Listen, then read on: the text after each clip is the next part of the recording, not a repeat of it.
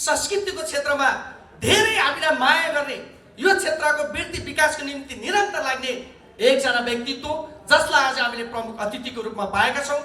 तिनै व्यक्तित्व हाम्रो पार्टीका श्रद्धेय अध्यक्ष, आजको प्रमुख अतिथि, प्रिय नेता कमरेड केपी शर्मा ओलीलाई आफ्नो सार्वजनिक भनाइहरूको निम्ति म स्टेजमा हार्दिक स्वागत गर्न चाहन्छु।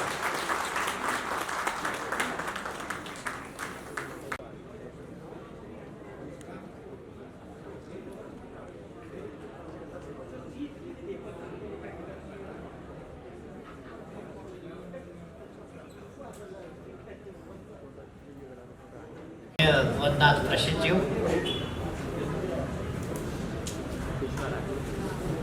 विद्वान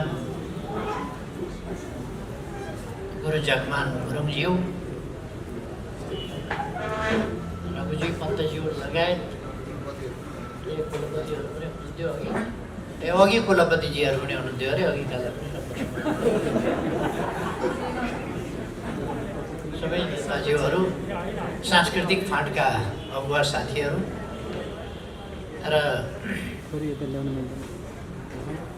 सम्पूर्ण उपस्थित संस्कृति प्रेमी दिदीबहिनी दाजुभाइ,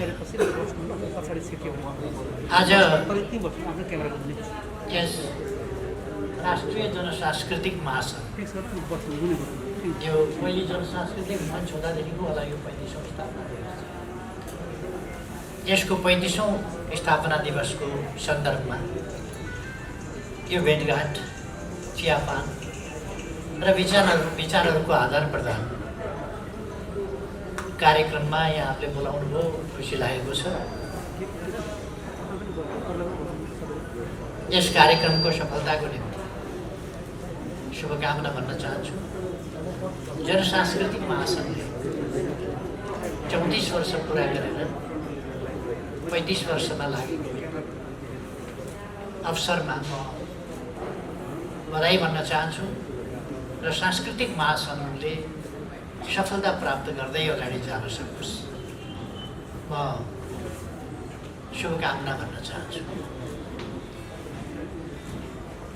हामीले प्रयासहरू धेरै अगाडिदेखि गर्दै आयौँ। यसै त सांस्कृतिक क्षेत्रबाट पहल, प्रयास, विचारको क्षेत्रबाटै पहिले सुरु हुन्छ र हामी सांस्कृतिक फाँटबाटै त्यसलाई अगाडि बढाउन खोज्छौँ। जहिले पनि त्यस्तै हो। जब मानव समाजले आकृति लिन थाल्यो, समाज बन्नु भनेकै त्यहाँ संस्कृति उत्पन्न भन्ने हो। संस्कृति उत्पन्न नभइकन, संस्कृतिले आकार नलिकन मानव समाज भएर विकसित हुन सक्दैन। अर्थात् समाज बन्नका लागि संस्कृति अनिवार्य शर्त। जब मानव समाजको रूपमा विकास हुन थाल्यो, संस्कृति पनि विकास हुन थाल्यो, सभ्यता विकास हुन थाल्यो र त्यसले समाजका विभिन्न कुराहरू, रीति, विधि, संस्कारदेखि लिएर प्रचलन र सामाजिक प्रबन्ध, सुप्रबन्धहरू, समाज गठन, सञ्चालन, परिचालन आदिका नीति विधिहरू समेत पैदा हुँदै गए र तिनीहरू विकास गर्दै गए। विभिन्न सन्दर्भहरूमा चाडहरू, उत्सवहरू, पर्वहरू पैदा हुँदै गए। यी सबै कुराहरू हाम्रो सांस्कृतिक विकाससँग जोडिएका छन्। मान्छे आउँछ जान्छ, तर ऊ एउटा सांस्कृतिक, समाजको सांस्कृतिक पक्षको अभिन्न अङ्ग, एउटा संवाहक, एउटा पात्रको रूपमा मान्छ, भूमिका खेल्छ र जान्छ। सकेसम्म उसले संस्कृति विकासका लागि, संस्कृतिलाई सुदृढ बनाउनका लागि र विकास गर्नका लागि योगदान पनि गर्छ। कसले कति सक्छ त्यो आफ्नो ठाउँमा छ, कसैले धेरै सक्छ। हामीले इतिहासमा धेरै सकेको कसैले देखेका छौँ, कसैले कम सकेका देखेका छौँ। कसैले धेरै ज्ञानको रूपमा अनुभूतिहरूलाई, अनुभवको रूपमा, अनुभवहरूलाई ज्ञानको रूपमा यस ढङ्गले विकास गर्दै लगेको र त्यो समाजमा सम्प्रेषण बढी सम्प्रेषण गर्न सकेको देख्छौँ। कसैले अलिकति कम सकेको होला, तर केही न केही सम्प्रेषण चाहिँ अलिक गरेकै हुन्छ। यदि साह्रै अन्जानमै बालकमै उसको जीवन अन्त्य भएन भने उसले केही न केही त समाजका लागि सांस्कृतिक पक्षमा पनि उसले गरेकै हुन्छ योगदान। आज मलाई खुसी लागेको छ, गर्व लागेको छ, सांस्कृतिक क्षेत्रमा ठुलो योगदान गरेका साथीहरू, थुप्रै साथीहरू आजको समयमा, आजको युगमा, आजको युग आज निर्माण गर्न, आज जेलाई भन्छौँ हामी, त्यो आज निर्माण गर्न र आजबाट अगाडि बढ्न थुप्रै योगदान गर्नुभएका विद्वान मित्रहरू यहाँ हुनुहुन्छ। म सम्झिन्छु विद्वता थुप्रैमा हुन सक्छ, तर त्यो विद्वतालाई कति प्रभावकारी ढङ्गले प्रयोग गरियो त समाजका लागि, त्यो एउटा महत्त्वपूर्ण कुरा। विद्वता थुप्रोमा हुन सक्छ, तर विद्वता ज्ञान त किताबमा पनि लेखिया हुन्छ नि, तर किताबले आफैले केही पनि गर्दैन। त्यो किताबबाट लिएर केही गर्न सक्यो भने हो। त्यो किताब बनाउने, किताब त लेख्यो, त्यो आफैमा एउटा सम्प्रेषणको माध्यम हो। त्यो किताब सँगसँगै अरू कति गर्यो। हाम्रो अगाडि मोहननाथ प्रसिद्धजी हुनुहुन्छ, म देख्छु उहाँ थुप्रै कुराको, थुप्रै विधाको विद्वान हुनुहुन्छ, तर उहाँले लेखेका 3टा किताब सायद नेपाली समाजलाई अगाडि बढाउने सन्दर्भमा असाधारण योगदान गरेका छन्। एउटा समाज विकासको सन्दर्भमा होला, हामीले डार्विन पढ्यौँ होला, मोर्गन पढ्यौँ होला, अर्को पढ्यौँ होला, अर्को पढ्यौँ होला, मार्क्सवाद पढ्यौँ होला, थुप्रै पढ्यौँ होला, तर ती सबैलाई एक ठाउँ ल्याएर मोनेरादेखि मानवसम्म भन्ने उहाँले एउटा सामाजिक विकास क्रमको कुरा ल्याउनुभयो। सजिलोसँगले नेपाली भाषामा, नेपाली हरेकले बुझ्ने गरी त्यस पुस्तकले समाज विकास कसरी भएको रहेछ, यो भगवानको चमत्कार हो कि भगवानको सृष्टि हो कि यो विकास कसरी हुँदै आएको रहेछ भन्ने कुराको एउटा स्थापित विकासवादी सिद्धान्तको मान्यता, त्यो मान्यता अनुरूप उहाँले त्यो पुस्तक लेख्नुभयो। त्यसले नेपाली समाजलाई धेरै परिवर्तन गर्यो। नारी बन्धन र मुक्ति अर्को लेख्नुभयो। महिला जागरणको सन्दर्भमा समकालीन युगमा एउटा पुस्तिका छ, त्यो सानो, तर त्यसको आलोचना पनि गर्न सकिन्छ। कतिपय पक्षहरूमा आलोचना पनि गर्न सकिन्छ, आलोचना गर्न त छुट छँदैछ, तर मुख्य कुरा त्यसले के गर्यो त भन्दाखेरि एउटा समाजको दुईटै लैङ्गिक समुदाय, पुरुष महिला सबैलाई, पुरुषहरूको मथिङ्गललाई पनि त्यसले धेरै झट्का दियो। महिलाहरूको जागरण ल्याउन, विद्रोही भावना ल्याउन र समानताको मागमा अगाडि बढ्न धेरै ठुलो मद्दत पनि गर्यो।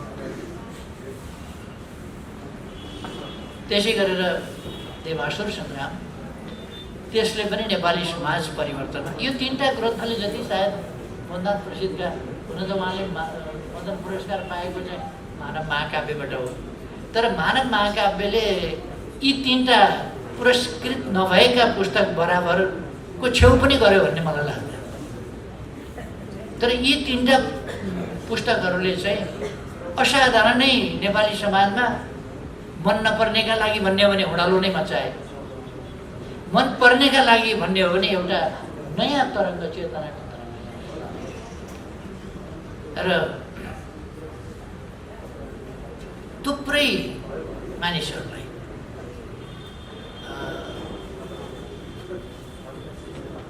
मलाई नै लाग्छ, म सानो सानो हुँदा किताब पाइँदैन थियो। म त अलिकति पैसा खल्तीमा भयो भने 20 रुपियाँ भयो भने बनारसतिर हिँड्थेँ किताब किन्नलाई, अनि 50 पैसा जति कति लाग्थ्यो क्या त्यसको बेला, 50 पैसा 75 पैसा कति लाग्थ्यो ट्रेनको टिकटको, गलगलियादेखि बनारससम्म। एक दुई ठाउँ फेर्नु पर्थ्यो कि क्या हो, तर एकै ठाउँबाट टिकट किनेर उहाँसम्म जान पाइन्थ्यो त्यो टिकटलाई। अहिले किताब बोकेर लिएर आउनु पर्थ्यो। किताब चाहियो, साधारण मामुली पनि किताब चाहियो भने अहिले जस्तो म कहिले कहिले प्रकाशित भएका किताब हेर्दै रत्न पुस्तक भण्डार भट्टाइटी कस्तो छ जस्तो लाग्यो। अनि 73 सालमा एउटा मौका मिल्यो मलाई यसो काठमाडौँ आउने, सनको 73 इस्वी सनको 73 होइन 27 साल कहिले पर्छ? 27 साल भनेको 70तिर पर्ने रहेछ। 27 सालमा एकपल्ट आउने मौका मिल्यो। म 2 जना साथीहरू भेट्न, आफूभन्दा अलिक सिनियर खालका 2 जना भेट्न आउने, उहाँहरू फेला पर्नु भयो। फेला नपरेको पनि ठिकै भयो, म गाउँको मान्छे, रानी पोखरी हेर्न पाइयो, धरहरा हेर्न पाइयो, सिंहदरबार हेर्न पाइयो, राजदरबार हेर्न पाइयो, घण्टाघर हेर्न पाइयो, तिनै सेरोफेरो वरिपरि घुम्यो, मजै लाग्यो। अनि रत्न पुस्तक भण्डार भट्टाइटी के जाति आदि असम यी ठाउँहरू पनि यसो हेऱ्यो, कहाँ रहेछ यो भट्टाइटी भनेको भनेर। जे होस्, त्यस्तो स्थितिमा सजिलो बनायो बन्दा प्रसिद्धका 3-3टा पुस्तकको मैले त्यो चर्चा गरेको कि त्यसले नेपाली समाजमा ठुलो योगदान गरेका छ। त्योभन्दा अगाडि अनेकले गरेका छन्, अनेकले सांस्कृतिक फाँटफुँटै गरेका छन्। चाहे धरणीधरले भने हुन्, चाहे सिद्धिचरणले भने हुन्, चाहे लेखनाथले भने हुन्, चाहे समले भने हुन्, चाहे देवकोटाले, चाहे भीमनिधिले, चाहे भवानी भिक्षुले, चाहे अर्कोले कसैले, अथवा गुरुप्रसाद मैनालीले, अनेकले भनेका, अनेकका ग्रन्थहरूमा अनेक कुराहरू उनीहरूले केही न केही सम्प्रेषण गर्न पनि खोजेका छन्। असन्तुष्टि, सामाजिक असन्तुष्टि पनि व्यक्त गर्न खोजेका छन्, केही परिवर्तनको सङ्केत पनि गर्न खोजेका छन्। केहीले अलिक ठुलो स्वरमा बिगुल बजाएका छन्, केहीले अलिकति सानै स्वरमा बजाएका छन्। केहीले तत्कालीन सत्तासँगको सन्तुलन नबिग्रियोस् भन्ने कुरालाई पनि ध्यानमा राखेका छन्, केहीले तत्कालीन सत्ताका विरुद्ध पुरै बगावत गरेर पनि उत्रिएका छन्। यस्तो थुप्रैले गर्दै आएका छन्। त्योभन्दा अगाडि विदेशी योगमाया जस्ता साधारण महिलाले असाधारण कुराहरू दिएका छन्, असाधारण अभिव्यक्तिहरू। अघि मननाथ प्रसिद्धजीले यहाँ म आउँदै गर्दाखेरि जो मानवतावादको कुरो गर्दै हुनुहुन्थ्यो, मानवीय समानताको, मानवीय सम्मानको, मानवीय जीवनको महत्ताको, मानवीय मूल्यको कुरा गर्दै हुनुहुन्थ्यो।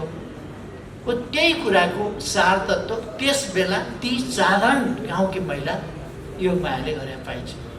अथवा त्यसरी के भने सामाजिक उत्थान परिवर्तनमा मानिसहरूले कोसिस गरेका छन् सांस्कृतिक फाँटबाट। यो सबै पनि सांस्कृतिक फाँट नै हो।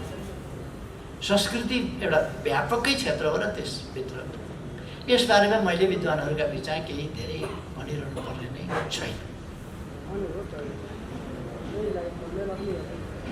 कतिपय विद्वानहरूले भन्ने गर्छन्, म आफ्नो सन्तुष्टिका लागि लेख्छु। लेख्नुको मेरो कुनै उद्देश्य छैन। म चित्र बनाउँछु आफ्नो सन्तुष्टिका लागि, कविता लेख्छु आफ्नो सन्तुष्टिका लागि, काव्य लेख्छु आफ्नो सन्तुष्टिका लागि, खण्डकाव्य, महाकाव्य, कथा, निबन्ध जे लेख्छु आत्मसन्तुष्टिका लागि। आत्मसन्तुष्टिका लागि यथार्थमा भन्ने हो भने कुनै रचना आत्मसन्तुष्टिका लागि कसरी बन्छ म बुझ्न सक्दैन। आत्मसन्तुष्टिका लागि कथा कसरी बन्छ? कथा त पात्रहरू तयार गर्नु पर्ला, त्यसले एउटा समय, योदेखि यो समयसम्मको कुरा भनेर त्यसले समयभित्र चल्न पर्ला। त्यो कमसेकम 10,000 वर्ष अगाडिको पनि हुनु र आजको पनि हुनु त सम्भव छैन। आज मोबाइलका कुरा आउँछ कथा लेख्दा, च्याटका कुरा आउँछ, टिकटकका कुरा आउँछ, फेसबुकका कुरा आउँछ। तपाईँले 50 वर्ष अगाडिको साहित्य लेख्ने हो भने त न च्याट, न टिकटक, न फेसबुक, केही पनि आउँदैन नि। त्यसकारण त्यो त समय त त्यसमा रिफ्लेक्ट हुन्छ नै। के भन्न खोजेको हो भन्ने नभइकन त ती पात्रहरूले कसरी बोल्ने, भन्न खोजेको कुरो चाहियो नि पहिला। त्यसकारण होला आत्मसन्तुष्टिकै लागि होला कतिको, तर आत्मसन्तुष्टिका लागि भए पनि त्यो आत्मसन्तुष्टिका लागि हो, त्यो समाजसँग कुनै सरोकार छैन भने त्यो पठनीय पनि छैन, ग्रहणीय पनि छैन, कुनै अर्थ पनि त्यसले राख्दैन। कुनै लेखकले यदि आत्मसन्तुष्टिका लागि मात्रै लेख्ने हो र समाजका लागि मानव जातिका लागि नलेख्ने हो भने पहिले नै घोषणा गरिदियो हुन्थ्यो। कमसेकम त्यो पुस्तक पढ्ने हो भने त्यो रचनामा समय खर्च गर्ने झन्झट गरिदिन्थ्यो, अरूले पनि झन्झट गर्ने आवश्यकता पर्दैन थियो। अब हाम्रो आन्दोलन पनि जहाँ आइपुगेको छ, आज बनाउनका लागि हाम्रो सांस्कृतिक क्षेत्रले, पहिले पनि हामी सांस्कृतिक क्षेत्रमा, चाहे ती रोलीघरमा हुन्, चाहे ती तिजमा हुन्, चाहे ती अघि पछि हुन्, चाहे बिहाबारी आदि इत्यादिदेखि लिएर अनेक सन्दर्भहरूमा आक्रोश अथवा पीडा, व्यथा, असन्तुष्टिहरू जाहेर गर्ने, पोख्ने र परिवर्तनका आकाङ्क्षाहरू राख्ने कुराहरू प्रकट हुनै गरेका थिए। कति व्यवस्थित, कति वैज्ञानिक ढङ्गले थियो त्यो आफ्नो ठाउँमा छ, तर गरिएका थिए। अहिले पछिल्लो समयमा आएर सांस्कृतिक क्षेत्रलाई, सांस्कृतिक रचना वा गतिविधिहरूलाई स्पष्ट दिशा निर्देश गरेर यस दिशामा जाने हो भनेर, यसलाई एउटा सभ्य मानवीय समाजलाई, मानवीय सभ्यतालाई अझ बढी सभ्य, अझ बढी न्यायोचित, अझ बढी विकसित, अझ बढी आधुनिक, अझ बढी सुविधा सम्पन्न, अझ बढी मानवोचित यस्तो बनाउने प्रयासमा हाम्रा सांस्कृतिक अभ्यासहरू केन्द्रित भए। म हाम्रा सांस्कृतिक कर्मी सबै साथीहरूलाई धन्यवाद भन्न चाहन्छु। सांस्कृतिक कर्मी साथीहरूले धेरै ठुलो गुण लगाउनु भएको छ समाजलाई, कि आफ्नो चेतनालाई व्यवस्थित गरेर आफूले समाजका लागि दिनुपर्ने कुराहरू, सम्प्रेषण गर्नुपर्ने कुराहरू विभिन्न माध्यमबाट सम्प्रेषण गर्नुभएको छ। देख्दा देखिएला मूर्ति मात्रै बनाएको छ, तर मूर्ति बनाउँदाखेरि पनि हाम्रो इतिहास कोरिएको हुन्छ। त्यहाँ चित्र बनाउँदा पनि हाम्रो इतिहास कोरिएको हुन्छ, हाम्रो सभ्यता कोरिएको हुन्छ, हाम्रो संस्कृति कोरिएको हुन्छ, हाम्रो परम्परा कोरिएको हुन्छ, हाम्रो पृष्ठभूमि कोरिएको हुन्छ त्यसमा, र त्यसमा हाम्रो वर्तमान पनि रिफ्लेक्ट भएको हुन्छ, हाम्रो ज्ञान रिफ्लेक्ट भएको हुन्छ। त्यसै गरेर अरू विधाहरूमा पनि, र त्यसले अगाडिको बाटो खोजेको हुन्छ। कति सिस्टमेटाइज छ त्यो आफ्नो ठाउँमा छ। मैले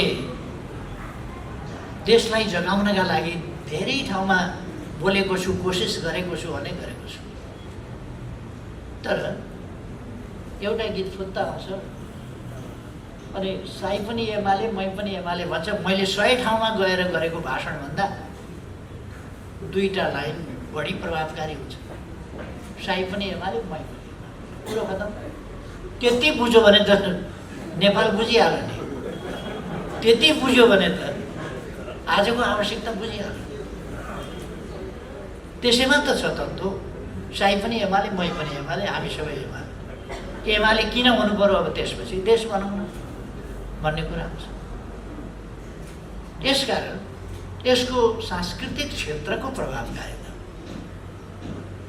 असाधारण छ। यसले पारेको असर असाधारण छ। मैले भने म समाजलाई जगाउँदै हिँड्न खोज्छु, भन्दै हिँड्न खोज्छु। हामी यहाँ थियौँ, हिजोको विगतमा अहिले मैले गर्न खोजेको कुरो के हो? एउटा मेरो क्याम्पेनभित्र के पर्छ अहिले नेकपा एमालेको अध्यक्षको हिसाबले, अथवा म सरकारमा हुँदा प्रधानमन्त्रीको हिसाबले पनि मैले गर्न खोजेको कुरो के हो भने हाम्रो विगत बिर्सिनु हुँदैन, हाम्रो इतिहास बिर्सिनु हुँदैन, हाम्रो सभ्यता बिर्सिनु हुँदैन, हाम्रो संस्कृति बिर्सिनु हुँदैन। त्यसो भएपछि हाम्रो पहिचान खोज्न पहिचानको राजनीति भनेर गर्नु पर्दैन। पहिचानको राजनीति समग्र नेपाली पहिचानमा हाम्रो राजनीति, हाम्रो समाज समग्र समाजमा हाम्रो पहिचान प्रतिबिम्बित हुन्छ। अब त्यसबाट संकीर्ण संकीर्ण संकीर्ण पार्दै पहिचानलाई साँगुर्याउँदै साँगुर्याउँदै साँगुर्याउँदै लाने हो भने नेपाली भन्नुभन्दा अगाडि अर्को भन्ने, अर्को भन्नुभन्दा अगाडि यो अर्को भन्ने, आफूलाई झापाली भन्नु पर्यो, झापालीलाई पनि झापालीको पनि 5 नम्बर क्षेत्रको भन्नु पर्यो, 5 नम्बर क्षेत्रमा दमकको भन्नु पर्यो, दमकको वार्ड नम्बर 5 मा घर भएको भन्नु पर्यो। अनि गर्दै गएपछि अनि जात भन्नु पर्यो, जात मात्रै भनेर भएन, थर भन्नु पर्यो, थर मात्रै भनेर भएन, गोत्र भन्नु पर्यो, पुर्खा कहाँबाट आएका थिए खोज्नु पर्यो, कोसँग के सम्बन्ध पर्छ खोज्नु पर्यो र अरू बाँकी अलग हुन्छ। आजको हाम्रो आवश्यकता राष्ट्रिय पहिचान, त्यो पहिचान भनेको संस्कृतिले दिन्छ, पहिचान भनेको संस्कृतिले दिन्छ। अघि मदनाथ प्रसिद्धीले भन्नुभयो नि, रङले अरू कुनै कुराले मान्छेको रङ हेरेर तपाईँ कति विद्वान छ भन्न सक्नुहुन्छ र? कति विद्वान छ भन्ने कुरा रङ हेरेर भन्न सक्नुहुन्न, नाक हेरेर भन्न सक्नुहुन्न, आँखा हेरेर भन्न सक्नुहुन्न। कति विद्वान छ, कति जान्दछ, कति सामाजिक चरित्रको छ, कति समाजका लागि उपयोगी छ, कति समाजलाई बिथोल्ने खालको छ, त्यो कुरा त्यो रङ हेरेर हुँदैन, नाक कान मुख आँखा हेरेर हुँदैन, त्यो व्यक्तिमा निर्भर गर्ने कुरा हो। त्यसकारण कालो छ कि गोरो छ, होचो छ कि अल्गो छ, केही अर्थ छैन। मुख्य कुरा उसको विचार, त्यो विचार हामीले हाम्रो सांस्कृतिक पृष्ठभूमिबाट आजको सन्दर्भमा आइपुग्दा कति त्यसलाई वैज्ञानिक बनाउन सकेका छौँ, कति यथार्थ बनाउन सकेका छौँ। हुन त आजकल मान्छे हिँड्नु छ एकातिर, जाँदैछ एकातिर, भन्छ अर्कै कुरा, लाग्छ भक्तपुरतिर, भन्छ म कलङ्कीतिर जाँदैछु। तपाईँ हामीले सुन्यौँ, अहिले भर्खरकै उदाहरण छ नि त, टड्कारो उदाहरण। कता हिँडे मान्छेले कता कलङ्की हिँड्दैछ, भक्तपुर जान्छु भन्दैछ, भक्तपुरतिर गइराखेको छु भन्छ, बनेपा जाने हो, हुँदै अगाडि बढ्ने हो भन्छ, अझै चर्को स्वरमा जाँदैछ कलङ्कीतिर। त्यो त हामीले देख्यौँ नि त। वामपन्थीहरूको 64% स्थिति छ पार्टी फुटाउने,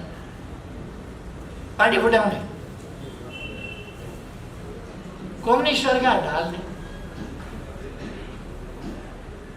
सबै ठाउँमा कम्युनिस्टलाई कमजोर पार्न कुद्ने, अनि समाजवादको नेपाली बाटो भन्ने त्यसलाई अहिले भर्खरै एउटा महाधिवेशन सकियो, समाजवादको नेपाली बाटो भन्ने एउटा पुस्तिका कति साह्रो ढाँट्न सके भने अचम्मै नि। कम्युनिस्ट पार्टी फुटाउने, सरकार आफ्नै ढाल्ने, आफ्नो पार्टी तसनस पार्ने, अर्काको पछाडि लाग्ने, मित्रलाई शत्रु घोषणा गर्ने, अनि प्रतिस्पर्धीलाई मित्र ठान्ने, विपक्षीलाई मित्र ठान्ने, जोसँग फिलोसफी मिल्दैन, आइडियोलोजी मिल्दैन, केही पनि मिल्दैन, उसलाई दर्शन सिद्धान्त विचार केही पनि नमिल्ने, राजनीति नमिल्ने, उद्देश्य नमिल्ने, गन्तव्य नमिल्ने, बाटो नमिल्ने, त्यस्ताहरूसँग अस्ति हामीले देख्यौँ नि एउटा साझा, न्यूनतम साझा कार्यक्रम कतै जाने नै छैन। त्यो किन एउटा भन्छ यता दुईटी छोरीको कुरा त बुढाले गर्दा एउटी मान्छे घाम, एउटी मान्छे पानी भनेर। अब यो 5वटा भएपछि त घाम पनि माग्छ, पानी पनि माग्छ, छाया पनि माग्छ, के पनि माग्छ, बादल पनि माग्छ, कुहिरो पनि माग्छ, आकाश छाङ्ग भएको पनि उज्यालो पनि माग्छ। यस खालका कुराहरू पनि हुने गरेका छन्। एक त गर्दैछ तर भन्दै अर्कै छ र जनतालाई अप्पल पार्दैछ, भ्रममा ल्याउँदैछ। सांस्कृतिक विचलन हुनु हुँदैन भन्छ, भीषण विचलन गरिरहेको छ, भीषण विचलन। अघि उद्घोषण मित्रले यहाँ भनिरहनु भएको थियो, यस्तो यस्तो भइरहेको छ। म ती सबै कुराहरू दोहोऱ्याउन चाहन्न। मलाई अर्को मिटिङमा पनि जानु छ। अहिले उहाँहरू पर्खिरहनु भएको छ उता।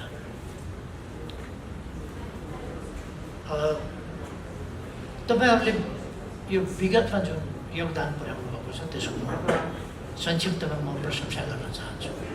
र अर्को के भने साहित्यकर्मीहरू, संस्कृतिकर्मीहरू, कलाकर्मीहरू, कलाका विभिन्न विधा, नाट्य होस्, वर्ग होस्, अर्को होस्, यी विभिन्न विधाहरू, यी सबै क्षेत्रहरूलाई हामीले समुचित ढङ्गले अलिअलि सङ्गठित गरेका छौँ। तर जसरी यो गतिशील हुनुपर्ने, योजनाबद्ध ढङ्गले गतिशील हुनुपर्ने त्यति भएको छैन। त्यसरी गतिशील नभई, योजनाबद्ध ढङ्गले सङ्गठित रूपमा गतिशील नभइकन वाञ्छित परिणाम चाहिँ हासिल हुन सक्दैन।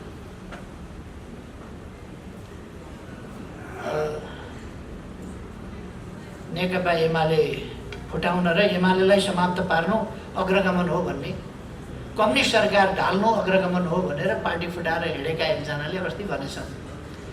मैले राम जन्मभूमि यहाँ नेपालमै पर्छ है, पुरानो ठोरी, अहिले अलिकति ठोरी अलिकति पर्ला। मैले गरिरहेको कुरा त 4000 वर्ष अगाडिको। त्यसलाई कसैले 7000 भन्ला, कसैले 9000 भन्ला, कसैले 12000 भन्ला, कसैले के भन्ला, तर कमसेकम 4000 वर्ष अगाडि आजको कुरा होइन। यहाँनिर पर्छ राम जन्म। जब राम जन्मभूमि यहाँ पर्छ भने राम, सीता, लक्ष्मणको शालिग, हनुमानको शालिग किन बनाएर नराख्ने थियो? त्यहाँ राख्यो।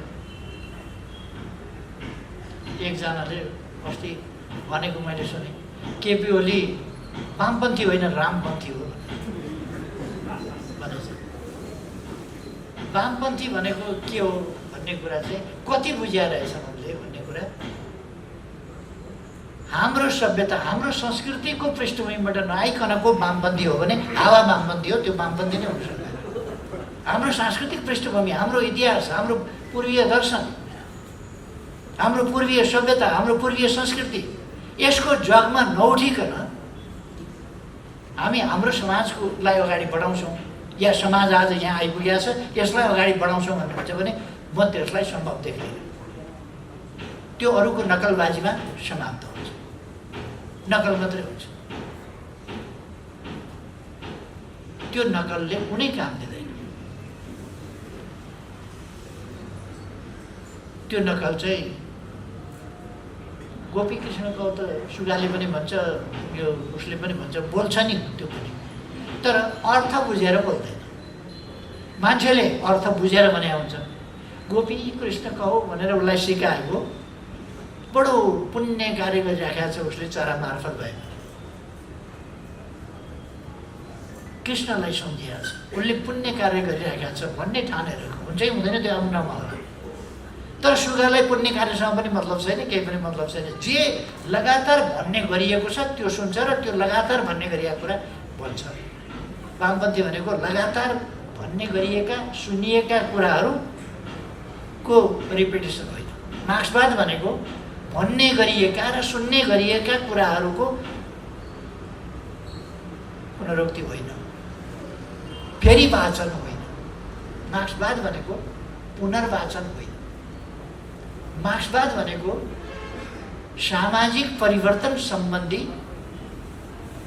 मार्क्सवाद भनेको सामाजिक परिवर्तन सम्बन्धी मात्रै होइन, यो त समग्र सृष्टि सम्बन्धी, समग्र ब्रह्माण्ड सम्बन्धी नै यसको आफ्नो वैज्ञानिक दृष्टिकोण रहेको छ, जसलाई हामी द्वन्द्वात्मक भौतिकवादी दर्शन भन्छौँ। यसको समाजसँग जहाँ सम्बन्ध छ त्यसलाई ऐतिहासिक जोड्छ। ऐतिहासिक, द्वन्द्वात्मक र ऐतिहासिक भौतिकवाद र त्यस्तो दर्शन, यो समाजसँग सम्बन्धित, ऐतिहासिकतासँग सम्बन्धित छ। ऐतिहासिकतासँग सम्बन्धित छ भने इतिहास चाहिँ छोडिदिएर अनि मानव समाज, त्यो त मार्क्सले दर्शनमै द्वन्द्वात्मक र ऐतिहासिक भौतिकवाद, त्यहाँ ऐतिहासिकता छ जसले मात्रै समाजसँग सरोकार राख्छ र जोड्छ, नत्र सामाजिक चाहिँ कुरा त्यसबाट फेरि छुट्न सक्छ। त्यसकारण मार्क्सवादी दर्शनलाई अथवा द्वन्द्वात्मक भौतिकवादलाई समाज परिवर्तनसँग मिलाउनु छ भने त्यहाँ ऐतिहासिकताको कुरा आउँछ, इतिहासको कुरा आउँछ, विकास क्रमको कुरा आउँछ। विकास क्रम कति उपयुक्त कति अनुपयुक्त कसरी भएर आयो, यसलाई अब कसरी उपयुक्त ढङ्गले अगाडि बढाउन सकिन्छ, त्यो कुरा आउँछ। त्यही बुझिएन भने अरूले दुनियाँले भगवान् भन्छ त्यो हो होइन, त्यो जान्नेहरू जानुन्, भन्नेहरू भनुन्, मान्नेहरू दुनियाँले मानिराखेको छ भगवान्, अर्को देशले उसकोमा जन्मिएको होइन तर पनि गर्व गरिराखेको छ, त्यो इतिहास बजाइराखेको छ, आफ्नो ऐतिहासिकता पुष्टि गर्न खोजेको छ, आफ्नो पौराणिकता पुष्टि गर्न खोजेको छ भने हामीले सही कुरा राखेर हाम्रो ऐतिहासिकता हाम्रो पौराणिकता किन नखोज्ने, किन नभन्ने? त्यो कुरालाई वामपन्थ होइन रामपन्थ माया लाग्यो कठै वामपन्थी भएर हिँडेको छ, रामपन्थ भनेर हिँडेको छ। पशुपतिनाथको जीर्णोद्धार हामी किन गर्छौँ? मैले सुनको जलारी त्यहाँ लगेर चढाइदिने भने सुनको जलारी चढाएपछि अब पशुपतिपन्थ हो, वामपन्थी होइन रामपन्थी, रामपन्थीबाट पशुपतिपन्थी। अनि के मन्दिर भत्काउँदै हिँड्ने? के गर्छौँ हामी? हाम्रो संस्कृतिलाई के गर्छौँ? हाम्रा सांस्कृतिक ऐतिहासिक परम्परागत सम्पदाहरूलाई के गर्छौँ, के भन्छौँ? तिनको हामीले संरक्षण गर्नुपर्छ, तिनबाट सिक्नुपर्छ, त्यहाँ रहेका वैज्ञानिकता खोज्नुपर्छ, त्यो वैज्ञानिक तथ्यलाई अपनाउनुपर्छ, समाजलाई वैज्ञानिक र आधुनिक बनाउँदै लानुपर्छ र समाजभन्दा पृथक जनताले मन नपराउने काम गर्नु हुँदैन भन्छु।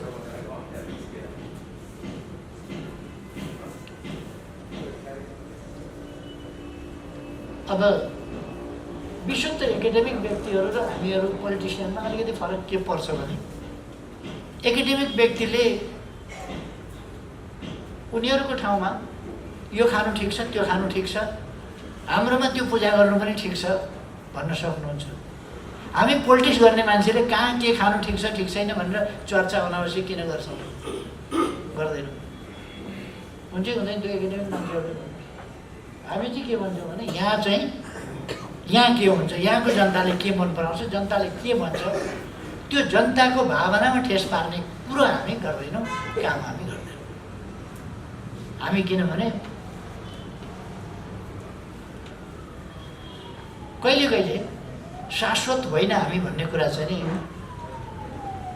हामी त एक अवधिका लागि छ, सानो छोटो अवधिका लागि छौँ र यस अवधिमा हामीले खेल्ने भूमिका थोरै मात्रै छ।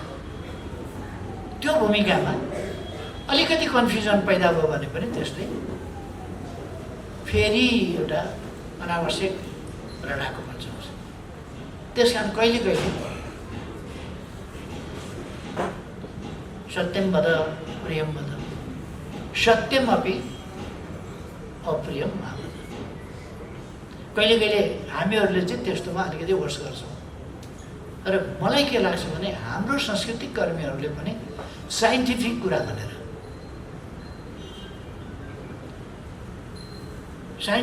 भनेर कोही कोही कुरा छर्लङ्ग साइन्टिफिक मात्रै गर्दाखेरि कहिले कहिले त्यो उपयुक्त नहुन पनि सक्छ। त्यसकारण हामीले समाज धेरै पछाडि छ भने आफू मात्रै अगाडि कुदेर समाज परिवर्तन हुँदैन, समाजलाई सँगसँगै लिएर हिँड्नुपर्छ। इन्जिन धेरै अगाडि पुगिसक्यो, डिब्बा यहीँ छोडिदियो भने डिब्बा त जहाँ उतै रहन्छ। त्यसकारण हाम्रो काम चाहिँ डिब्बासँग जोडिएर डिब्बालाई तानेर नै सँगसँगै लिएर हिँड्ने हो। कहिले कहिले इन्जिनको गति जे थियो त्यो गतिमा डिब्बाको कारणले इन्जिन कुदेन भन्ने देखिन्छ, कुद्नै हुँदैन। इन्जिनको पावर धेरै हुनसक्छ, रित्तै पायो भने धेरै तीव्र गतिमा कुद्न सक्छ।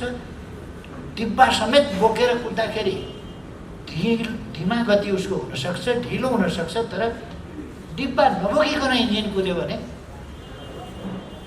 किन कुद्ने त्यो इन्जिन? इन्जिन कुद्ने किन? त्यसको प्रयोजन के? त्यसको उपलब्धि के? त्यसको फाइदा के? त्यसकारण मैले समाजलाई साथै लिएर हिँड्दिनँ भने मेरा प्रयासहरूको अर्थ के? त्यसो गरेर यो समाजबाट अलग थलग भएको, पृथक भएको चेतना र अभ्यास हुन्छ। र त्यो अलग थलग भएको अभ्यासले समाजलाई परिवर्तन गर्न सक्दैन। समाजसँग एट्याच नै हुँदैन, उसको सम्पर्क हुँदैन, सम्बन्धै हुँदैन। त्यसकारण उसले सँगसँगै नै लिएर आएको पर्छ। हाम्रो सांस्कृतिक क्षेत्रले हाम्रो समाजलाई सँगसँगै आफू अगाडि चाहिँ बस्नुपर्छ। फेरि समाज जहाँ छ त्यहीँ डिब्बामै इन्जिन बस्ने हो भने डिब्बाले कसरी तान्ने त? त्यसकारण म पनि समाजको एउटा अङ्गै हुँ, रेलको अङ्गै हुँ, इन्जिन भए पनि रेलै हुँ। त्यसकारण म डिब्बामै बस्छु भन्यो भने त रेल त तानिँदैन नि त। इन्जिन हुनाले त्यस नातामा ऊ अगाडि बस्नुपर्छ। उसले नयाँ ऊर्जा दिनुपर्छ, नयाँ गति दिनुपर्छ, ड्राइभ गर्नुपर्छ। पहिले बिस्तारो गति हुन्छ, इन्जिनको पनि पहिले बिस्तारो गति हुन्छ। हाम्रो समाज ड्राइभ गराइमा पनि पहिले स्टार्टिङमा बिस्तारो बिस्तारो हुन्छ। 6 सालमा आजको पार्टी बनाउन सकिन्थ्यो र? पुष्पलालको कमजोरी हो र आजको पार्टी 6 सालमै बनाउन नसक्यो? होइन। त्यो त्यति बेला स्टार्टिङमा बेला त्यस्तै हो, अलिकति सानै हुन्थ्यो। अब कुदाउने अर्को पाइयो, हतियार दिने अर्को पाइयो, प्रचार गरिदिने अर्को पाइयो, बिगुल बजाउने अर्को पाइयो। एम्बेसीमा लाने, एम्बेसीबाट गौचरमा ल्याउने, गौचरबाट दिल्ली उडाउने, दिल्लीबाट फर्काएर ल्याउने अर्को पाइयो भने त भाग्या राजा पनि आएर राजा हुन्छ नि त। हुँदो रहेछ।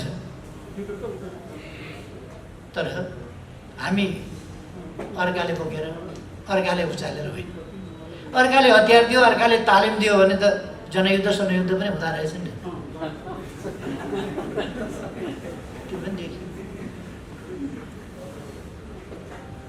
हामी अरूबाट होइन, आफै आफ्नो उताले आन्दोलन एक ढङ्गले सिद्धिएको थियो। त्यस्तो सिद्धिएको बेला फेरि हामीले अर्को ढङ्गले एउटा झापाबाट सुरु गऱ्यौँ। त्यसपछि एकता एकीकरण पनि गर्दै लग्यौँ, आन्दोलन विस्तार पनि गर्दै लग्यौँ, एकता एकीकरण गर्दै लग्यौँ, सबै समूहहरूलाई सामेल गर्दै लग्यौँ। अन्तिममा गएर हामीले कहाँसम्म पुर्यायौँ भने 27-28 सालबाट निर्मल लामा, मोहन विक्रमहरूले अलग धारको रूपमा अगाडि बढाएको अर्को एउटा लेफ्ट मुभमेन्टको अर्को स्कुलिङ, त्यो जो अहिलेसम्ममा आउँदाखेरि एकदमै भ्रष्ट बनाइसकेको छ, त्यसलाई समेत पनि हामीले एक ठाउँ ल्याएका थियौँ। एक ठाउँ ल्याएका थियौँ त्यसलाई। तर पानीसँग ढुङ्गा माटो बगेको हुन्छ, सधैँ पानीसँग निरन्तर सँगै बग्न सक्दैन। ठिकै छ, बस्छ, छेउतिर बस्छ। यस्तै हो। हामीले अलिक समय तान्न खोज्यौँ, लान खोज्यौँ, घिसार्न खोज्यौँ, तर त्यो छुट्टिन पर्ने उनीहरूको एउटा बाध्यता। खैर, हामी यहाँ सांस्कृतिक क्षेत्रका कुरा गर्दैछौँ। यो पनि संस्कृतिसँग सम्बन्धित छ, हाम्रो संस्कारसँग सम्बन्धित छ, हाम्रा सांस्कृतिक मूल्य मान्यता अभ्यासहरूसँग सम्बन्धित छ। त्यसकारण मैले प्रसङ्गवश चर्चा चलाएको मात्रै। अब हाम्रो पार्टीले सांस्कृतिक क्षेत्रको महत्त्व बुझेको छ, यसको योगदान पनि बुझेको छ, यसको महत्त्व पनि बुझेको छ। त्यसै कारण यसले 35 वर्ष अगाडि जुन सांस्कृतिक मञ्च निर्माण गरेको थियो, त्यो पार्टीले नै निर्माण गर्यो र यहाँसम्म आइपुग्दा हामीले सबैतिरबाट बल लगाएर, सांस्कृतिक क्षेत्रबाट पनि बल लगाएको छ। सडकको आन्दोलनले मात्रै आएको छैन। सडकको आन्दोलन कसरी भयो भन्दा मान्छे चुनावमा गएर भोट हालेर एमाले जित्यो। एमाले जित्यो कसरी भन्दा बच्चा बच्ची नाचेर पनि जितेको छ, बुढाबुढीले आशीर्वाद भनेर पनि जितेको छ।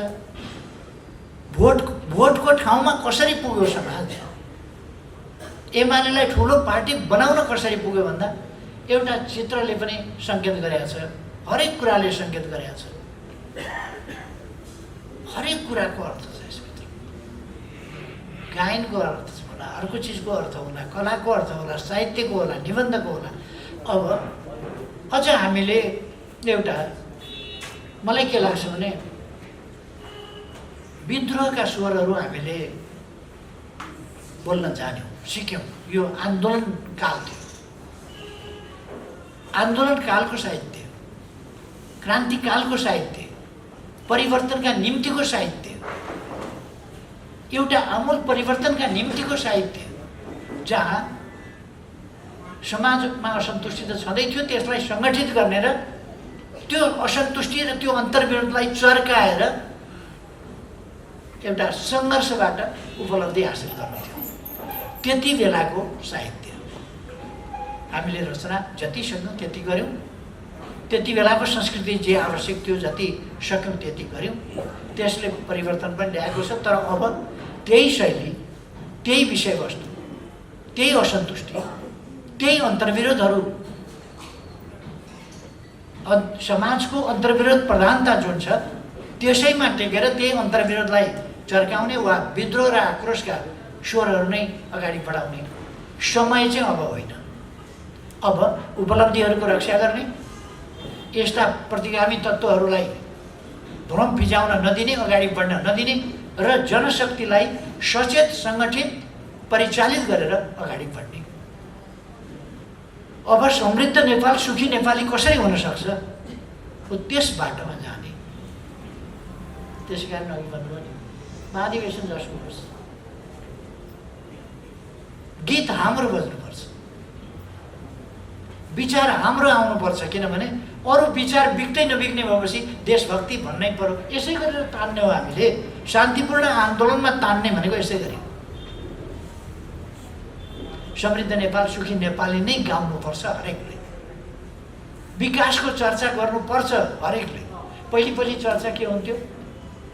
सिम्पली भन्ने हो भने म प्रधानमन्त्री हुनभन्दा अगाडि आम रूपमा पोलिटिसियनले, राजनीतिज्ञहरूले विकास निर्माणको चर्चा, विकासको चर्चा, अर्थतन्त्रको चर्चा, आर्थिक विषयको चर्चा, यो कि इन्टेलेक्चुअलको कि ब्युरोक्राट्सको उनीहरूको विषय हुन्थ्यो। तर पोलिटिसियनले बोल्दैन। अहिले पोलिटिसियनको एउटा एजेन्डा आर्थिक विकास, समृद्धि, उन्नति र जनताका सरकारका विषय नभइकन अगाडि जाँदै जान्छ। विकासको विषयमा हरेक विकासलाई हामीले अब एजेन्डा बनाएको छ, यो राष्ट्रिय एजेन्डा बनाएको छ। यस एजेन्डालाई हामीले समुचित ढङ्गले कसरी अगाडि लान्छौँ, आजको हाम्रो संस्कृतिको चुरो कुरा पनि थियो। बिदा कसैले कृषिको विकास गरेर, कसैले उद्योगको विकास गरेर, कसैले पर्यटनको विकास गरेर, कसैले शिक्षक काम गरेर पढाएर, कसैले इन्जिनियर भएर निर्माण कार्य गरेर, कसैले डक्टर भएर मेडिकल फिल्डबाट, फिल्डहरू अनेक हुन सक्छन् तर सबैतिर गर्छन्। तर आँगन एउटै छ भने जस्तो हाम्रो गन्तव्य एउटै छ, समृद्ध नेपाल, सुखी नेपाल। सबै हाम्रा क्रियाकलापहरू यस दिशामा हाम्रो सांस्कृतिक फाँट अगाडि जानुपर्छ। मदन भण्डारी कला साहित्य प्रतिष्ठानले 2.5 वर्ष अगाडि एउटा राम्रो कार्यक्रम गरेको थियो। यो हिमवत खण्ड सम्बन्धी साहित्यिक सम्मेलन। त्यस सम्मेलनले वास्तवमा अमेरिकादेखि जापानसम्म विभिन्न देशमा रहेका नेपालीहरूलाई एउटा ठाउँमा, एउटा मञ्चमा ल्यायो। एउटा भावना, नेपालीपन, त्यसलाई जगायो। त्यो संवाद कायम राख्नुपर्छ हामीले त्यस र हाम्रा विभिन्न विधाहरूलाई फेरि एक ठाउँ ल्याउने र हरेक विधालाई आफ्नो आफ्नो ढङ्गले अगाडि बढाउने, ती काम गर्नुपर्छ। फेरि पनि हामीले यो काम चाहिँ खास गरेर फराकिलो सबै विधा, यो जनसांस्कृतिक मञ्चले सबै विधा उगाड्दैन। यसको विधाको अलिकति सीमितता छ, तर सबै विधा उगटेको कला, साहित्य, संस्कृति, यो कला साहित्य सम्बन्धी, कला पनि साहित्य पनि सम्बन्धी संस्था, त्यसले पनि यो कुरालाई निरन्तरता दिए राम्रै हुन्छ र हामीले हाम्रो संस्कृति विदेश गएका नेपालीहरूलाई पनि बिर्सिन नदिने। संस्कृति सम्झिनुको अर्थ यसको कति महत्त्वपूर्ण अर्थ रहेछ साथीहरूलाई एउटा कुरा सम्झाउँ, कति महत्त्वपूर्ण अर्थ रहेछ यसको भन्ने कुरा। 76 कि 75 मा भानु जयन्ती मनाउँदा मैले राम जन्मभूमिको कुरा गरेको थिएँ। असार 29 गते भानु भक्तको 205औं कि 7औं त्यस जन्म जयन्तीमा मैले चर्चा गरेको थिएँ। भानुको चर्चा गरेपछि रामायणको चर्चा हुने हो, रामायणको चर्चा गरेपछि वाल्मिकीको पनि चर्चा हुने हो, वाल्मिकीको चर्चा गरेपछि रामायण भएपछि रामको त चर्चा हुने हो, रामको चर्चा भएपछि राम जन्मिएको, हुर्किएको, बढेको आदि चर्चा हुने हो, को थिए, कहाँका थिए त्यो चर्चा हुने हो। त्यसै प्रसङ्गमा मैले राम जन्मभूमि त्यहाँ भनेको थिएँ। तर सायद यो पूर्व सालै हो, 1 वर्ष 2 वर्ष त अच्छा। तर यसपल्ट म प्रधानमन्त्रीबाट हटेको पनि असार 29 गते नै सर्वोच्च अदालतले के भन्यो भने 29 गते नै शेरबहादुर देउवालाई प्रधानमन्त्री नियुक्त गरेर उसै दिन शपथ ग्रहण गराउनु भन्ने परमादेश गर्यो। त्यो असार 29 कटाउन नदिने 28 गते फैसला गरेर 29 गतेकै दिन चाहिँ केपी ओली हट्नुपर्छ, हट्नै पर्छ, किनभने अर्को दिन शपथ ग्रहण गराउँदा शपथ ग्रहण नगराइकन हटेको मानिँदैन। त्यसकारण असार 29 मई तरबार त्यसै दिन चलाउनुपर्छ भन्ने यो संयोग यत्तिकै हुँदै गएर भएको होइन, यो एकदमै क्यालकुलेटिभ ढङ्गले नै गरेको।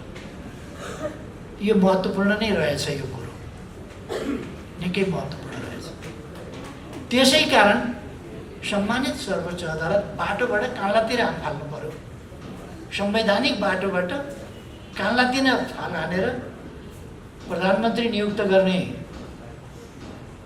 संसदलाई थाहै छैन, प्रधानमन्त्री हेरफेर गर्ने संसदलाई थाहै छैन, प्रधानमन्त्री नियुक्त भयो, शपथ ग्रहण गरिसक्यो, संसदलाई थाहै छैन। परमादेश भयो। चुनाव किन चाहियो, अब संसद किन चाहियो, यति ठुलो किन गर्नु पर्यो होला? हामीले गरेका विकास निर्माण, हामीले जगाएको देशभक्ति, हामीले जगाएको राष्ट्रवाद, हामीले जगाएको राष्ट्रिय अडान, राष्ट्रिय स्वाभिमान, राष्ट्रिय गौरव, जसले देश विकास गर्नुपर्छ भन्ने हामीलाई प्रेरणा दिन्छ।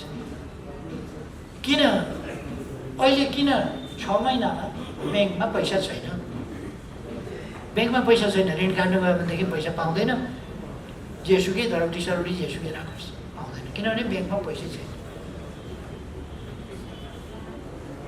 यत्रो बिग्ने आयोजना किन काट्नु पर्यो? बजेट छुट्याएको छ, सबै निर्दिष्ट बजेट छ, तर पनि चल्न नसक्ने, गर्न नसकिने, खर्च गर्न नसकिने भनेर किन काट्नु पर्यो? मान्छेहरूले कहिले कहिले अलक्षिन पशु भन्छन्, त्यो अलक्षिन पसेर जस्तो 5वटा अलक्षिन एकैचोटि पसेपछि अनि ढिकुढीको हालत के भयो?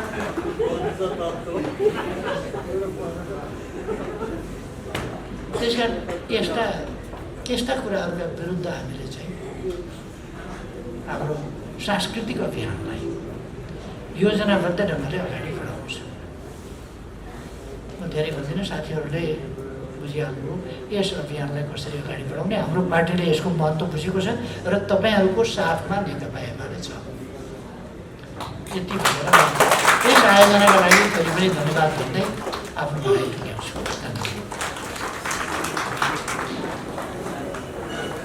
लागि उहाँले आफ्नो अभिव्यक्ति राखिराख्दा मलाई एउटा घटनाको याद आयो। एकजना बिरामी सम्भवतः आफ्नो धरतीमा अन्तिम सास लिँदै थियो। उसलाई एकजना वयोवृद्धले गएर सोध्यो, त्यो बिरामीले जिन्दगी भगवानको नाम लिन चाहन्थेन, तिमी अन्तिममा के खान चाहन्छौ? बिरामीले भन्यो काँक्रो। यही मेसोमा यसलाई भगवानको नाम जप्न लाउनु पर्यो भनेर त्यो वयोवृद्ध बाले सोध्नुभयो, हरियो काँक्रो खान्छस् कि राम्रो काँक्रो खान्छस्? त्यतिखेर बिरामीले भन्थ्यो, म कैँडा खान्छु। त्यसैले यो बेइमानीको औषधि हुँदैन भन्छन्। यो 2022 यो साल बेइमानीको औषधि गर्ने वर्ष हो। यो वर्ष हाम्रा अपुरा सपनाहरू पुरा गर्ने वर्ष हो। यो वर्ष समृद्ध नेपाल सुखी नेपालीको अभियान पुरा गर्ने वर्ष हो, किनकि यो वर्ष चुनावी वर्ष हो। हामी यो चुनावमा एकल बहुमत ल्याउँदैछौँ र त्यसको निमित्त राष्ट्रिय जनसांस्कृतिक महासङ्घलाई तोकिएका नतोकिएका सबै जिम्मेवारीहरू ग्रहण गर्नको निम्ति राष्ट्रिय जनसांस्कृतिक महासङ्घ तयार छ। म श्रद्धेय अध्यक्षप्रति यो कुराको पनि प्रतिबद्धता व्यक्त गर्दै ढिलै भए पनि महासङ्घ ग्रहणलाई फेरि पनि जोड्न चाहन्छु। केन्द्रीय कमिटीका सदस्य, केन्द्रीय कार्यालयका सचिव डाक्टर भीष्म अधिकारीज्यूलाई महासङ्घ ग्रहणको निम्ति अनुरोध गर्न चाहन्छु। त्यसै गरी बेलबारी नगरपालिकाका मेयर ज्ञान प्रसाद सुवेदीज्यूलाई पनि आसन ग्रहणको निम्ति अनुरोध गर्दै उद्घाटन सत्र लगत्तै जनसांस्कृतिक महासङ्घको बैठक हुनेछ। बैठकको तयारी महासचिव आदरणीय कमरेड प्रेमनाथ अधिकारीले गर्दै हुनुहुन्छ। अब भने उद्घाटन सत्रलाई आफ्ना भनाइहरूसहित धन्यवादका शब्दहरूसहित समापन गरिदिनको निम्ति म हाम्रा महासङ्घका अध्यक्ष प्रिय नेता खगेन्द्र राईलाई अनुरोध गर्दै म मनकुमार श्रेष्ठ तपाईँहरूबाट बिदा चाहन्छु। नमस्कार, अभिवादन। धन्यवाद मनकुमार कमरेड। यस कार्यक्रमका प्रमुख अतिथि हाम्रो पार्टीका श्रद्धेय अध्यक्ष कमरेड केपी शर्मा ओलीज्यू, अतिथिको रूपमा उपस्थित हुनुभएका यस महासङ्घका संस्थापक अध्यक्ष कमरेड मदन प्रसादज्यू, संस्थापक महासचिव कमरेड रघुपन्तज्यू, संस्थापक सदस्य र हाम्रो पार्टीको केन्द्रीय निर्वाचन आयोगका प्रमुख कमरेड विजय सुब्बाज्यू, जनसङ्गठनहरूको समन्वय संयन्त्रका प्रमुख कमरेड भानुभक्त ढकालज्यू, विभिन्न प्रज्ञा प्रतिष्ठानका कुलपतिज्यूहरू, उपकुलपतिज्यूहरू, सदस्य सचिवज्यूहरू, प्राज्ञ परिषदका सदस्यज्यूहरू, प्राज्ञ सभाका सदस्यज्यूहरू, विभिन्न सङ्घ संस्थाका प्रमुखज्यूहरू, सबैलाई हाम्रो कार्यक्रममा आएर यसको गरिमा बढाइदिनु भएकोमा म सर्वप्रथम हार्दिक धन्यवाद दिन चाहन्छु। महासङ्घको तर्फबाट हार्दिक आभार पनि व्यक्त गर्न चाहन्छु। राष्ट्रिय जनसांस्कृतिक महासङ्घ 2044 साल पौष 19 गते स्थापना भएको हुनाले हामीले आजको दिनलाई 35औँ स्थापना दिवसको अवसरको रूपमा हामीले यो कार्यक्रम आयोजना गरेका हौँ। बीचमा थुप्रै घटना परिघटनाहरूले हामीले बीचका हाम्रा स्थापना दिवसहरूलाई मनाउन सकेनौँ। त्यसको लागि हामी क्षमा चाहन्छौँ। एउटा पार्टी एकीकरणको सन्दर्भले पनि हामीलाई धेरै डिस्टर्ब गर्यो, जो असफल बन्यो। अब मलाई खासमा 2-3 कुरा मात्रै अनुरोध गर्नु मन लागेको छ। खास गरी पार्टी अध्यक्ष कमरेड यहाँ हुनुहुन्छ र अन्य विशिष्ट व्यक्तित्वज्यूहरू यहाँ हुनुहुन्छ। यस अवसरलाई म एउटा अवसर ठानेर 1-2वटा कुरा छोटकरीमा राख्न चाहन्छु। खास गरी यो सांस्कृतिक फाँटलाई बुझ्ने कुरा संस्कृतिको हिसाबले बुझ्नु पर्नेमा सांस्कृतिक कुराले मात्रै बुझ्ने कुरा एउटा हाम्रो यो अलिकति सतही बुझाइ हो। अथवा संस्कृतिलाई सांस्कृतिक कार्यक्रमसँग नाच्ने, गाउने, केही किताब लेख्ने, केही नाटक खेल्ने विषयवस्तुसँग मात्रै बुझ्ने कुराले अलिकति यो पूर्णता हुँदैन। संस्कृति मानव उत्पत्तिको इतिहासदेखि प्रकृति जे छ त्यो मानवको औकातभन्दा बाहिर छ।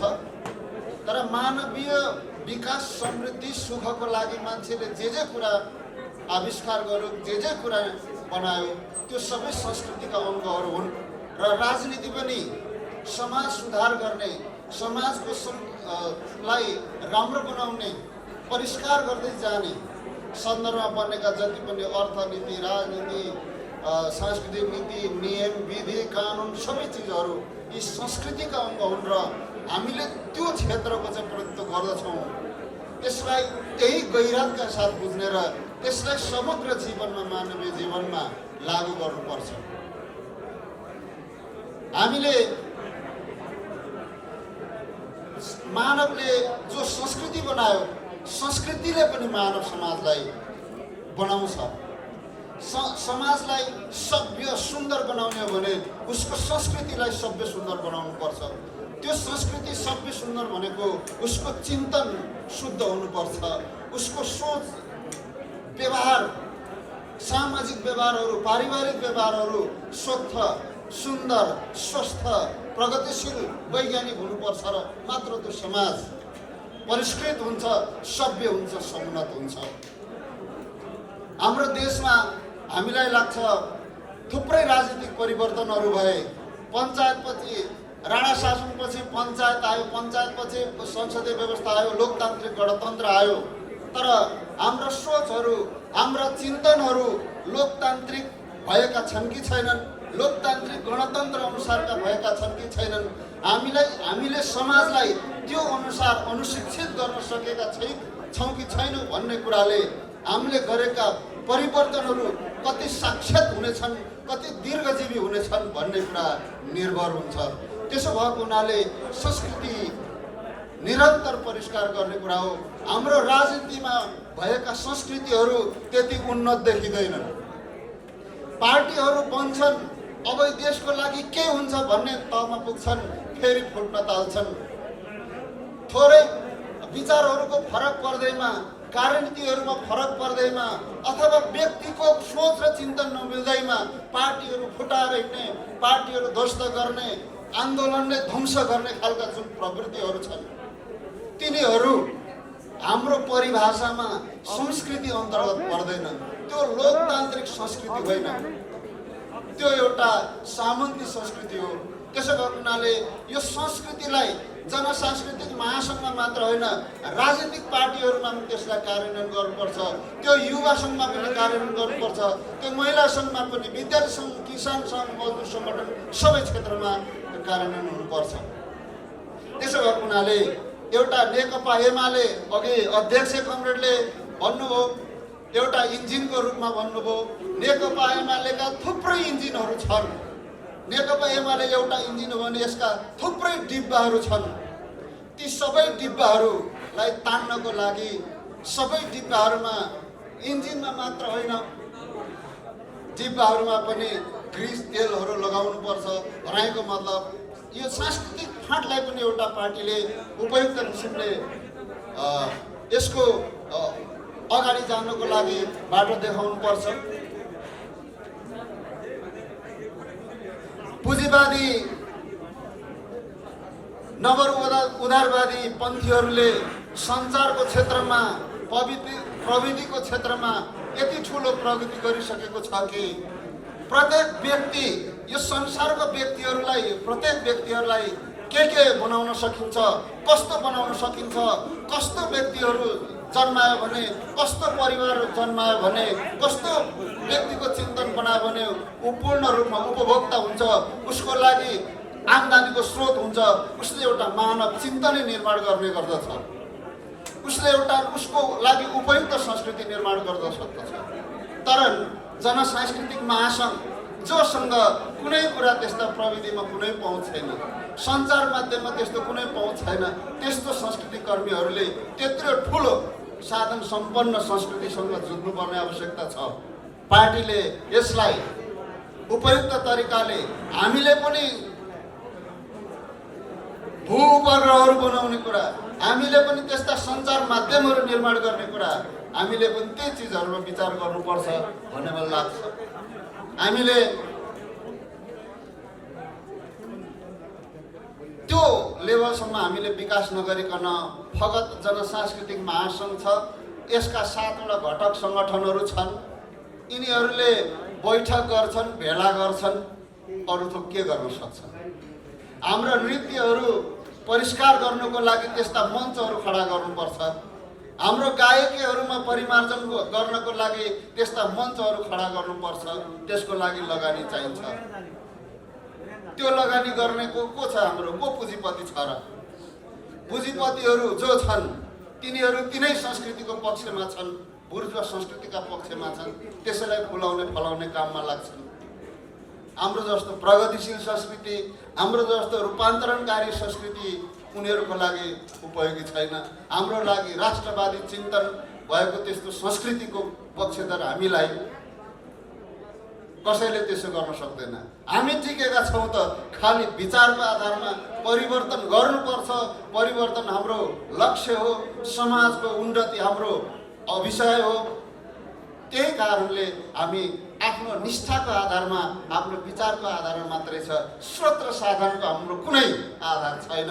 त्यसो भएको हुनाले हामीलाई उपयुक्त तरिकाले शिक्षित प्रशिक्षित गर्ने कुरा, स्रोत साधनले सम्पन्न गर्ने कुरामा पार्टीले ध्यान दिनुपर्छ। संस्कृति क्षेत्रलाई खालि गायन वादन नर्तनको हिसाबले मात्रै होइन, यो एउटा समाज समृद्ध समाज निर्माण गर्ने यो आधार हो। पार्टीले एक्काइ समाजवादको जुन आधारहरू निर्माण गर्ने नारा अगाडि सारेको छ, समाजवादका आर्थिक आधारहरू, राजनीतिक आधारहरू के हुन्, सांस्कृतिक आधारहरू के हुन्, त्यो परिभाषित गरेर पार्टीले आफ्नो नीति बनाएर त्यो नीति अन्तर्गत समग्र सांस्कृतिक फन्डलाई, जनसांस्कृतिक महासङ्घलाई डोर्याएर दिशा निर्देशित गरेर अगाडि बढाउनेछ भन्ने हाम्रो अपेक्षा छ। हामी पार्टीका नीति निर्देशन मानेर जाने कुरामा हाम्रो दुई मत छैन, तर व्यवहारगतमा के हुँदो रहेछ भन्दाखेरि, अब केही सुन्दै हुनुहुन्छ, पार्टीको सरकार हुँदाखेरि अब सरकारका केही कुराहरूमा हाम्रो विमति हुँदाखेरि कहिले कहिले सरकारसँग कन्फ्रन्टेसन गर्नुपर्ने स्थिति, आफ्नै पार्टीको नेतृत्वको सरकार छ, एकाडेमीहरू गाभ्ने कुरा आयो, त्यसको विरुद्धमा जाने कुरा, केही सांस्कृतिक पक्षहरू त्यहाँ नमिल्दाखेरि त्यसको विरोध गर्नुपर्ने कुरा थियो। तर हामीले हाम्रो सरकारलाई चौतर्फी आक्रमण भइरहेको बेलामा, घेराउ भइरहेको बेलामा हामी चुप्पी साँधेर बस्दाखेरि थुप्रैले हामीलाई घोचपेच पनि गरे, ताबेदार पनि, सत्ताको ताबेदार पनि भने, होइन त्यहाँ त्यो नेकपा एमालेको जनसांस्कृतिक महासङ्घ भन्ने थियो नि, छ कि मर्यो हो भन्नेसम्मको व्यङ्ग्य बाण हामीले बोक्नु पर्यो। तर अब के हुन्छ भन्दाखेरि हामी विरुद्धमा जाँदाखेरि, हामी सरकारको विरुद्धमा जाँदाखेरि पार्टीलाई असहयोग गरे जस्तो, सरकारलाई असहयोग गरे जस्तो कहिले कहिले त्यस्तो देखिन सक्छ। तर सामान्यतया संस्कृति क्षेत्र, पत्रकारिता क्षेत्र जस्तै अलिकति एन्टी गभर्मेन्ट जस्तो अथवा विकृति विसङ्गतिको विरुद्धमा जाने कुराले एन्टी स्टेट सत्ताको जस्तो स्थिति देखिन्छ। त्यो कुनै कुनै बेलामा हुनसक्छ। त्यसमा पार्टीले उपयुक्त तरिकाले नै बुझ्नुहुनेछ भन्ने मेरो हार्दिक अनुरोध छ। मैले धेरै बोले, त्यसको लागि म क्षमा चाहन्छु। र सबै स्वयंसेवक साथीहरू जति पनि यहाँ हाम्रो कार्यक्रममा उपस्थित हुनुभयो, सुरक्षाकर्मीहरू, नेता कमरेडहरू, सबैलाई म हार्दिक धन्यवाद दिँदै र अन्त भएको घोषणा गर्छु। धन्यवाद, नमस्कार।